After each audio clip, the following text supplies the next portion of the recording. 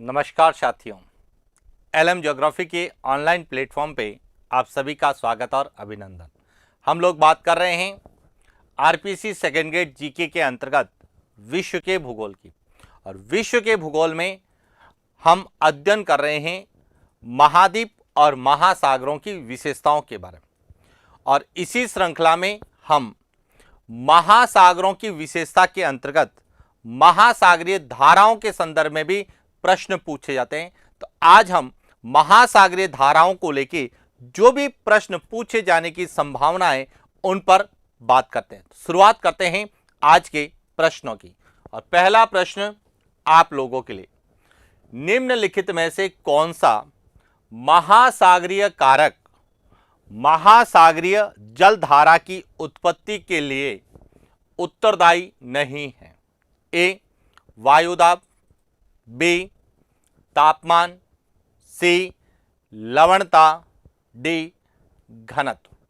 अब देखिए, यदि हम पिछले प्रश्न पत्रों का अध्ययन करते हैं तो वर्तमान में महासागरीय धाराओं की उत्पत्ति को लेकर भी प्रश्न पूछे जा रहे हैं। तो आपको पहले तो यह क्लियर होना चाहिए कि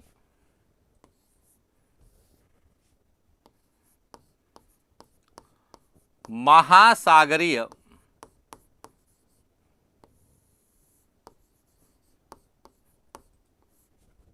धारा की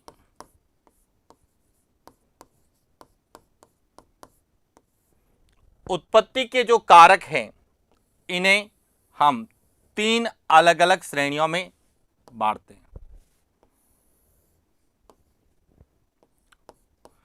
सबसे पहला है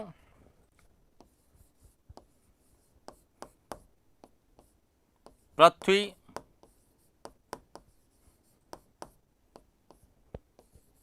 संबंधी कारक, दूसरे हैं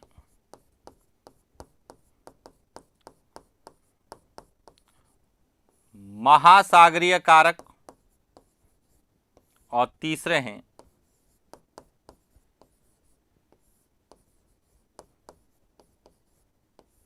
बाह्य कारक। अब पृथ्वी संबंधी कारकों में बात करते हैं। इसमें आता है पृथ्वी की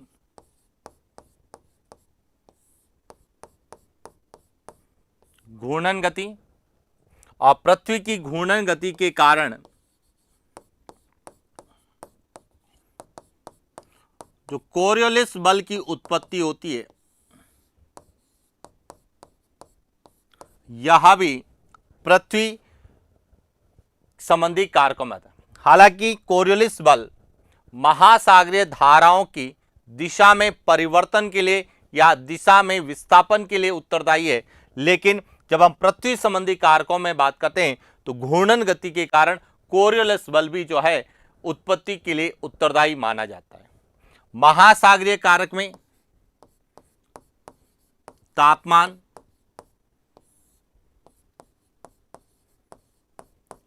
लवणता और घनत्व, ये तीनों महासागरीय कारकों में आते हैं। और बाह्य कारक में वायुदाब है,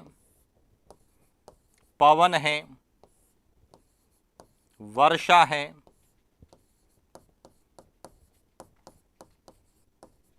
वाष्पीकरण है। यह सभी बाह्य कारकों में या जलवायु कारकों में आते हैं। तो इसलिए ध्यान रखना है, इसका सही उत्तर क्या है? ए वायुदाब जो है यह बाह्य कारक है। यह उत्पत्ति के लिए तो उत्तरदायी है, लेकिन बाह्य कारक के रूप में है। महासागरीय कारक के रूप में तापमान, लवणता और घनत्व उत्तरदायी है। क्लियर? चल आगे बात करते हैं अगले प्रश्न की। निम्नलिखित में से उच्च अक्षांशीय क्षेत्र में महासागरीय धारा की उत्पत्ति के लिए उत्तरदायी है? ए तापमान, बी घनत्व, सी लवणता, डी कोरियोलिस बल। अब समझना कि जो हमारी यहां पृथ्वी है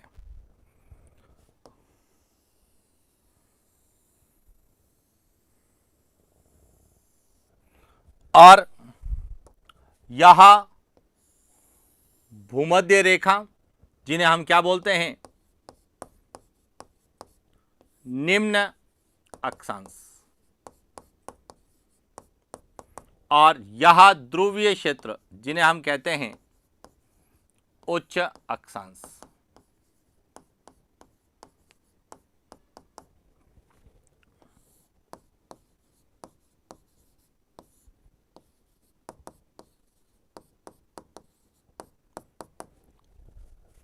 अब जो भूमध्य रेखा से जो महासागरीय धाराओं की उत्पत्ति यानी निम्न अक्षांशीय क्षेत्र में जो महासागरीय धाराओं की उत्पत्ति होती है, इसका मुख्य कारण है वह है तापमान। और इसीलिए ये जितने भी महासागरीय धाराएं होती है यह किस प्रकृति की होती है? गर्म प्रकृति की। यानी कि निम्न अक्षांशीय क्षेत्रों में महासागरीय धाराओं की उत्पत्ति के लिए तापमान उत्तरदायी है और इनकी प्रकृति सदैव कैसी होगी? गर्म प्रकृति की होगी। यानी कि जो निम्न अक्षांशों से उच्च अक्षांशों की ओर जाएगी। इसके विपरीत यदि हम बात करें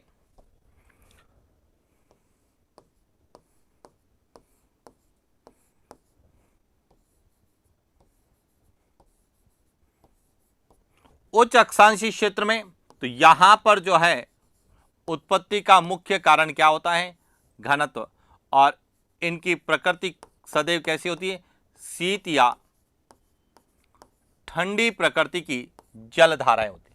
तो निम्नलिखित में से उच्च अक्षांशीय क्षेत्र में महासागरीय धाराओं की उत्पत्ति के लिए सही उत्तर क्या है? घनत्व उत्तरदायी है। और सदैव ठंडी महासागरीय धाराएं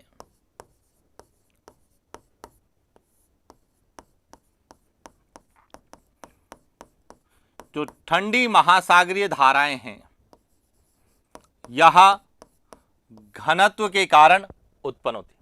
यही आपसे निम्न अक्षांशीय क्षेत्र में पूछा जाए, निम्न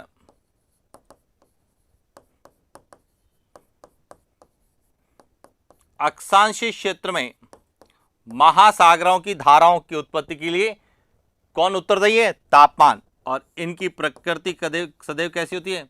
गर्म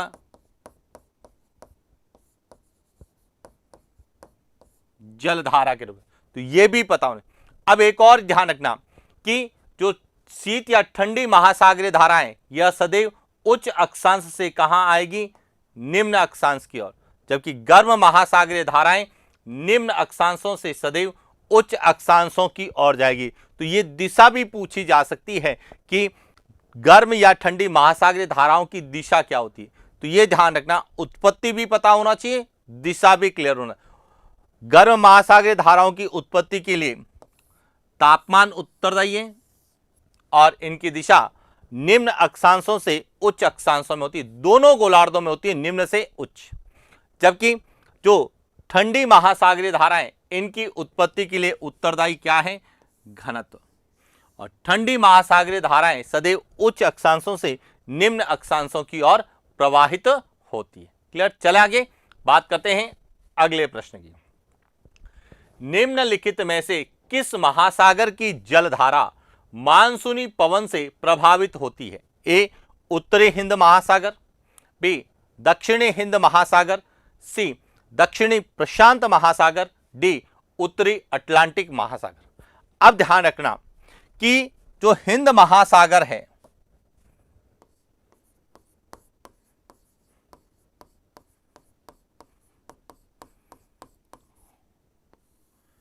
हिंद महासागर में जो उत्तरी हिंद महासागर है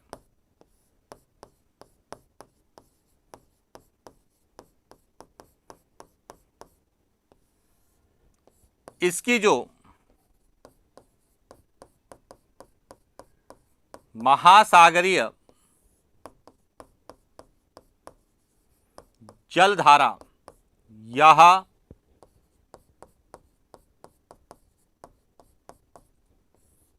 मानसूनी पवन से क्या होती है? प्रभावित होती है। और इसीलिए उत्तरी हिंद महासागर में महासागरीय धाराएं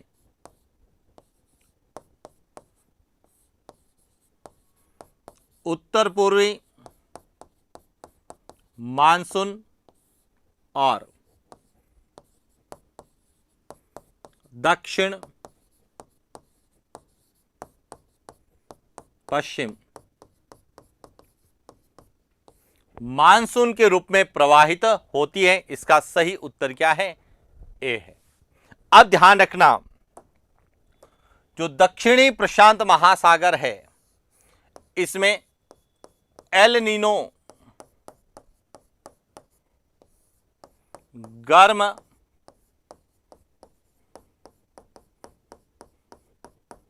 महासागरीय जलधारा प्रवाहित होती है और यह भारतीय मानसून को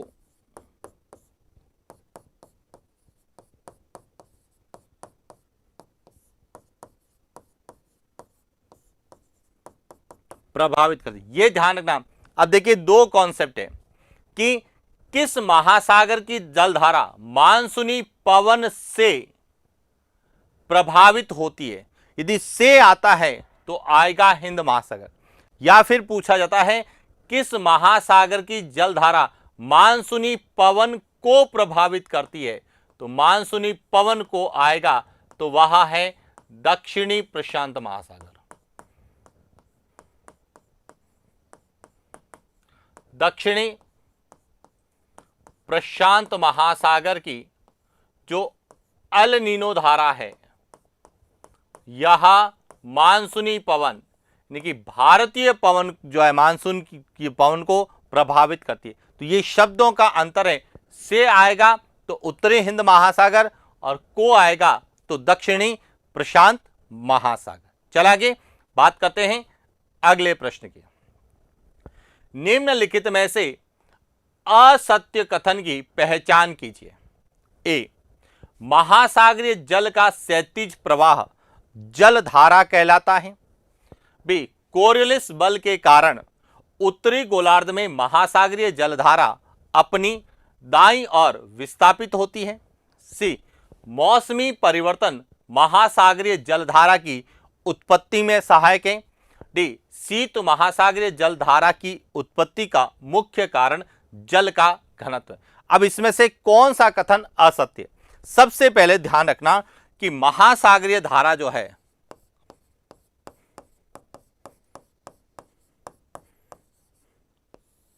महासागरीय जलधारा यह महासागरीय जल का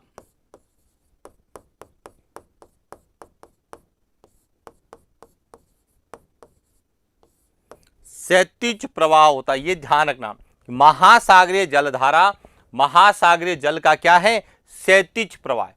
अब यदि ऊर्ध्वाधर प्रवाह होता है उसे हम ज्वार भाटा कहते हैं, और ज्वार भाटा सूर्य और चंद्रमा की आकर्षण शक्ति का परिणाम है, जबकि महासागरीय जल का क्षैतिज प्रवाह इसमें घूर्णन गति, महासागरीय कारक और बाह्य कारक के कारण महासागरीय जल क्षैतिज प्रवाह होता है, उसे हम महासागरीय जलधारा के रूप में जानते हैं। यह कथन सही। अब जो पृथ्वी की घूर्णन गति के कारण कोरियोलिस बल की उत्पत्ति होती है कि पृथ्वी की घूर्णन गति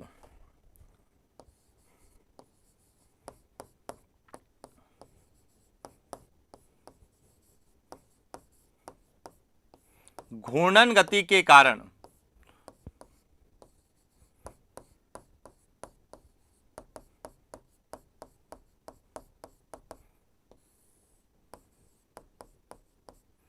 कोरियोलिस की बल की उत्पत्ति होती है। इसके कारण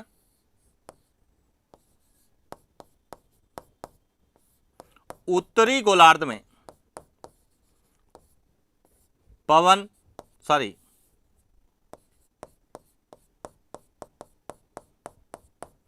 महासागरीय धारा अपनी दाईं ओर और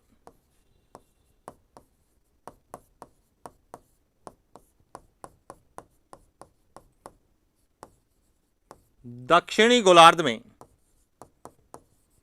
अपनी बाईं ओर क्या होती है, विस्थापित होती है। तो यहां भी क्या है, सही है। यानी कि महासागरीय धाराओं की दिशा में परिवर्तन के लिए उत्तरदायी माना जाता है।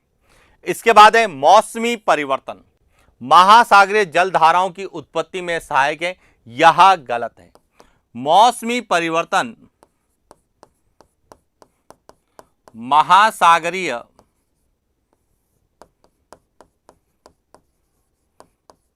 जलधारा की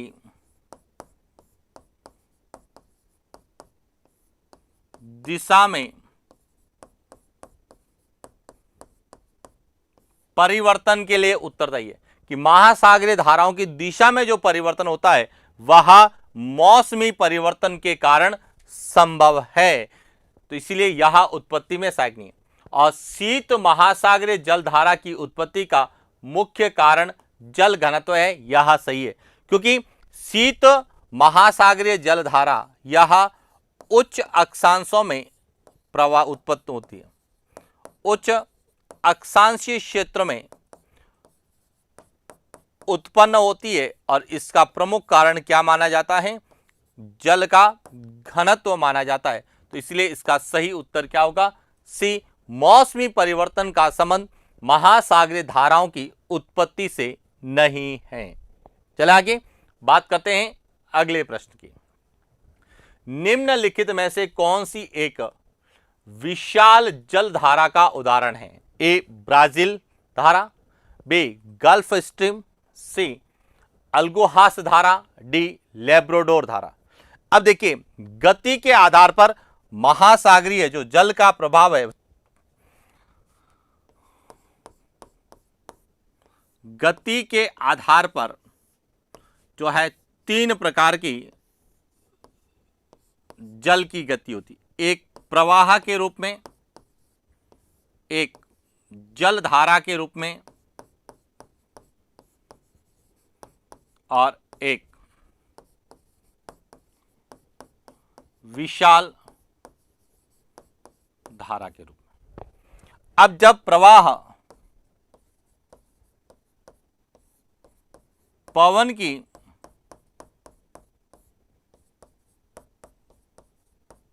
कारण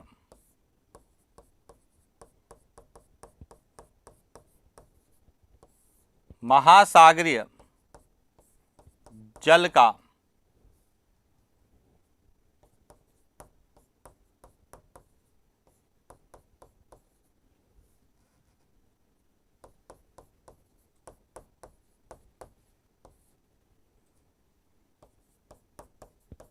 यानी कि जब पवन के कारण महासागरीय जल धीरे धीरे जो है गति करता है तो उसको क्या कहा जाता है, प्रवाह कहा जाता है। और जब महासागरीय जल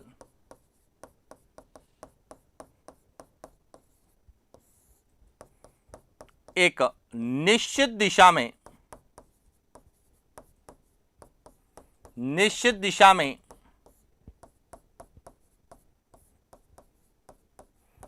गति करता है तो उसे जल धारा कहते हैं। और जब महासागरीय जल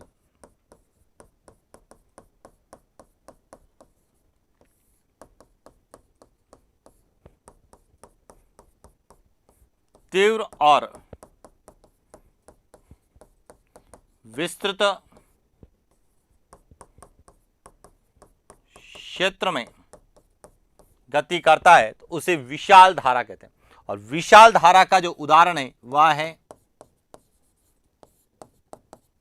गल्फ स्ट्रीम जो है, यह एक विशाल धारा है, इसीलिए इसका सही उत्तर क्या है, बी।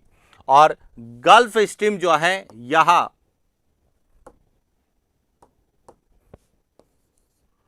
उत्तरी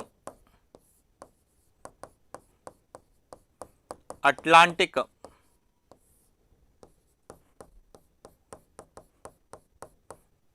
महासागर में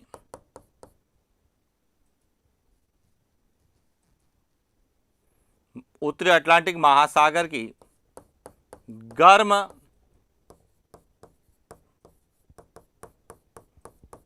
महासागरीय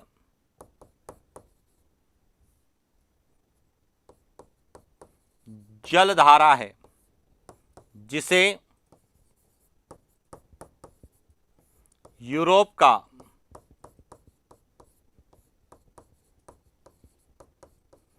गर्म कंबल, यूरोप का गर्म कंबल इसे कहा जाता है।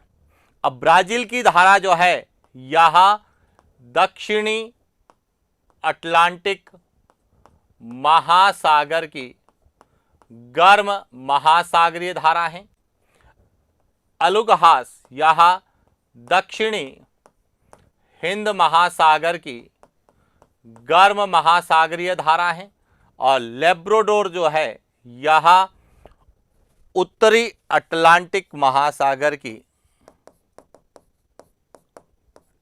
ठंडी महासागरीय धारा है, ठंडी महासागरीय धारा है जो कि टाइटैनिक हादसे के लिए उत्तरदायी मानी जाती है।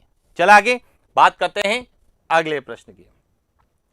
निम्नलिखित में से असुमेलित है। ए एंटीलिज जलधारा, बी लेब्राडोर जलधारा, सी फॉकलैंड जलधारा, डी फ्लोरिडा जलधारा।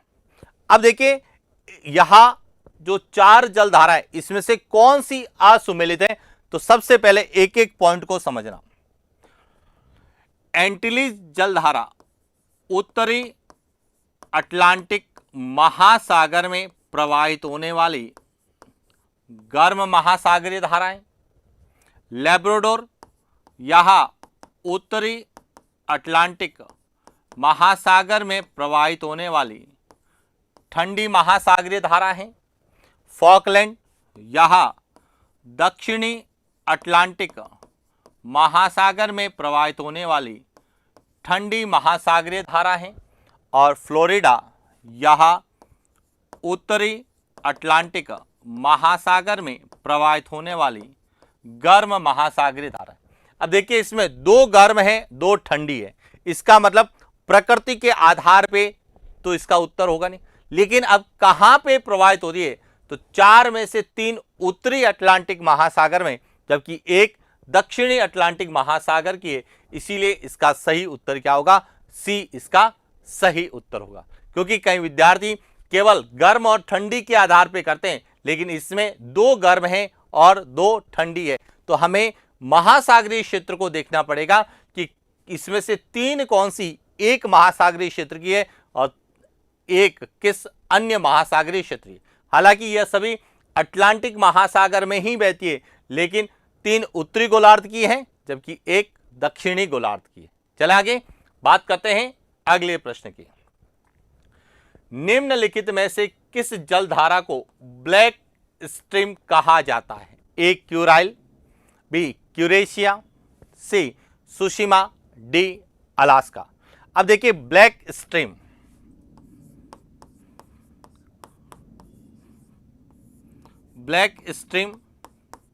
या इसे ही कहा जाता है काली धारा।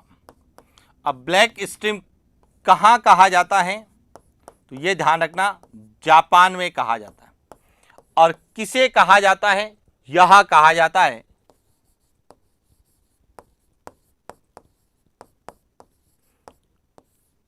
क्यूरेशिया गर्म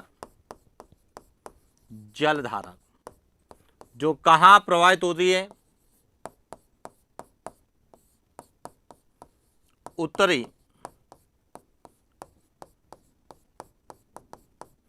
उत्तरी प्रशांत महासागर में जो एक गर्म महासागरीय धारा क्यूरेशिया धारा प्रवाहित होती है।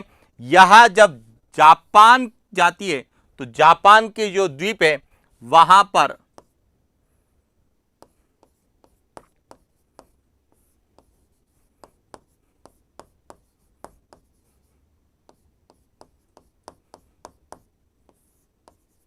जो बर्फ के ग्लेशियर हैं, जो हिम हैं, उनको पिघालती है, जिसके कारण क्या होता है, भूस्खलन होता है और जान और माल की हानि के कारण ही इसे जापान में ब्लैक स्ट्रीम काली धारा के रूप में जाना जाता है। तो इसका सही उत्तर क्या है, बी।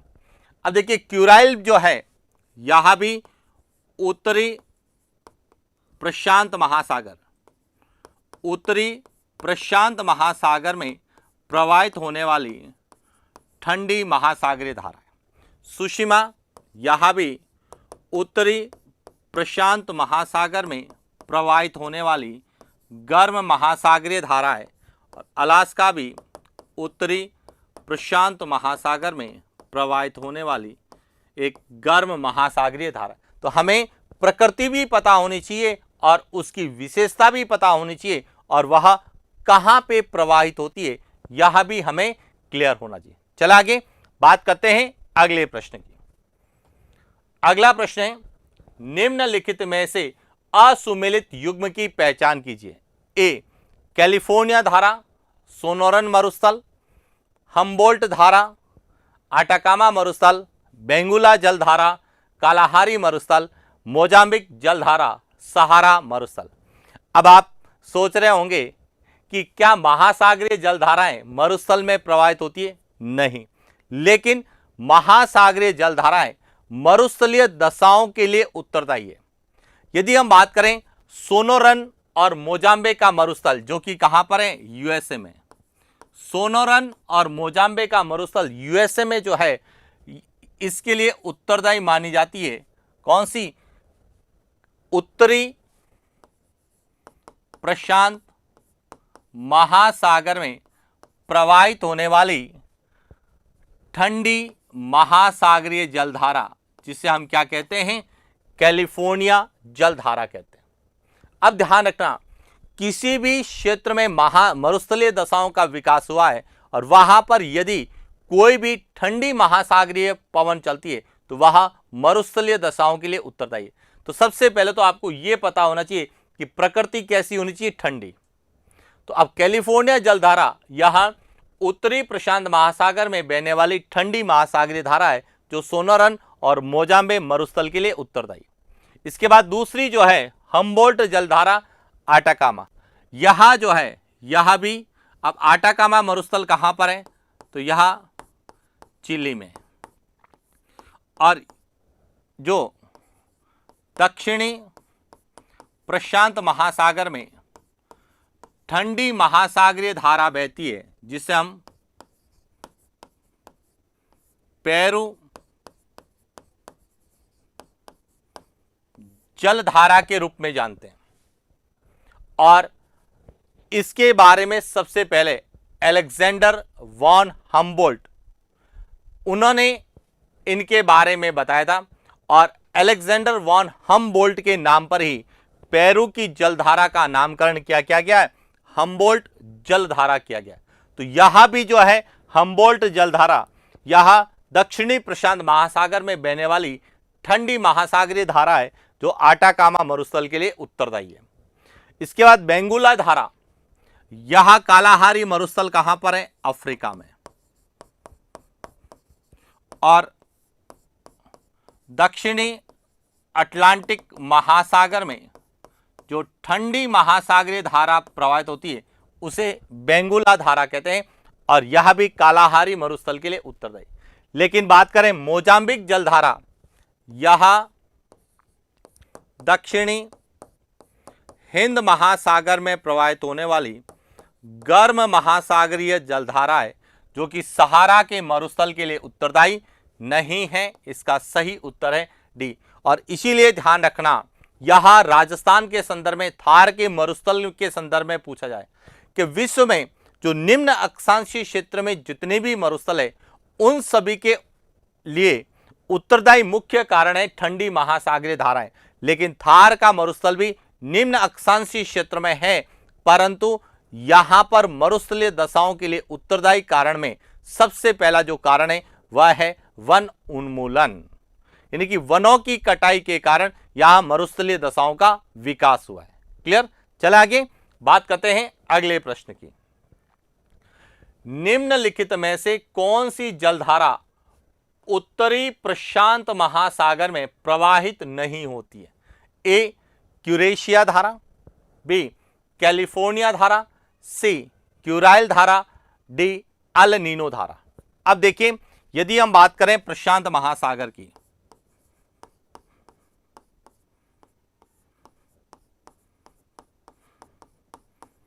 तो प्रशांत महासागर में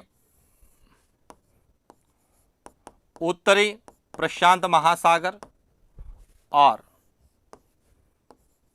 दक्षिणी प्रशांत महासागर, इसमें गर्म और शीत या ठंडी, इसमें भी गर्म और शीत महासागरीय धारा है। अब उत्तरी प्रशांत महासागर की बात करें तो यहां पर गर्म में सुशिमा, यूरेशिया और अलास्का यह मुख्य हैं। शीत में आएगी तो वह है क्यूराइल और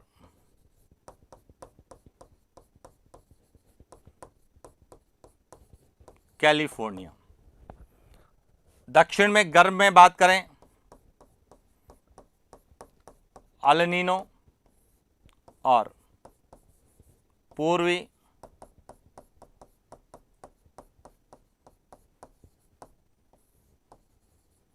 ऑस्ट्रेलिया धारा। शीत में यदि हम बात करें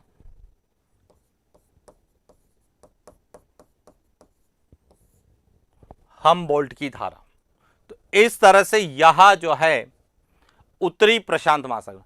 अब यूरेशिया उत्तरी प्रशांत महासागर की है, कैलिफोर्निया भी उत्तरी प्रशांत महासागर की है, क्यूराइल भी उत्तरी, लेकिन अल नीनो जो है यह दक्षिणी प्रशांत महासागर की गर्म महासागरीय धारा है जो भारतीय मानसून को क्या करती है, प्रभावित करती है। तो इस तरह से हमें किस महासागर में बहती है, एक तो ये क्लियर होना चाहिए, उत्तरी गोलार्ध में है या दक्षिणी गोलार्ध में, ये क्लियर होना चाहिए, और उसके साथ उनकी प्रकृति कैसी है। जैसे यूरेशिया जो है यह गर्म प्रकृति की है, कैलिफोर्निया यह ठंडी प्रकृति की है, क्यूराइल की बात करें तो यह ठंडी प्रकृति की है, और अल नीनो जो है यह गर्म प्रकृति की। तो सामान्यतः जितने भी महासागरीय धाराओं के प्रश्न पर्टिकुलर महासागरीय धाराओं से पूछे जाते हैं तो उनमें प्रकृति और कहाँ प्रभावित होती है और उसकी क्या विशेषता है, यह हमसे